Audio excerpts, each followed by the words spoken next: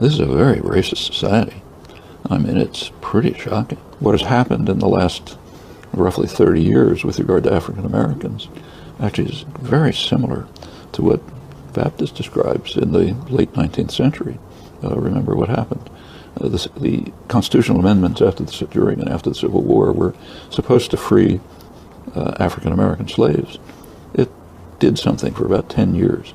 Then there was a North-South Compact, which essentially granted the former slave-owning states the right to do whatever they wanted.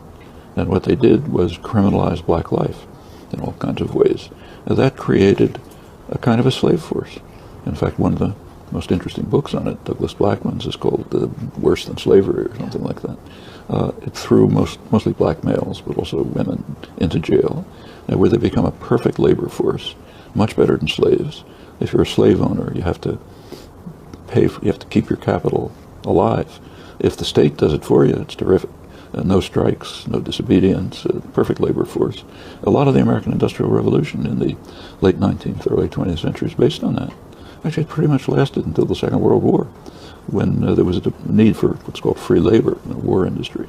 After that come about two decades in which African Americans had a kind of a shot at entering the society. A black worker get a job in an auto plant. The unions were still functioning, maybe buy a small house, send his kid to college or something. By the 1970s or 80s, it's going back to criminalization of black life. It's called the drug war, which is a racist war.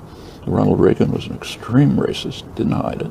And the whole drug war, so-called, is designed from policing up to eventual release from prison to make it impossible for the black male community and more women and more Hispanics to be part of the society. In fact, if you look at American history, the first slaves came in 1619, half a millennium. There have been about 3 or 4 decades in which African Americans had a limited degree of freedom. Not entirely, but at least some. Of course, it's for black elites, there's some privileges, but I'm talking about the mass of the population, which has been recriminalized and incidentally also turned into a slave labor force. There's prison labor, for example. Well, this is American history. To break out of that is no small trick. Yeah. In fact, if you take a look at the election, say the last election, in many ways it's a civil war of the red states of the Confederacy. It extends a little beyond, but that's pretty much what it is. Yeah. And of course, this is a real battle. These two founding crimes, slavery and extermination of the indigenous population, they're very much with us. Take a look at Indian reservations today. It's not a pretty sight.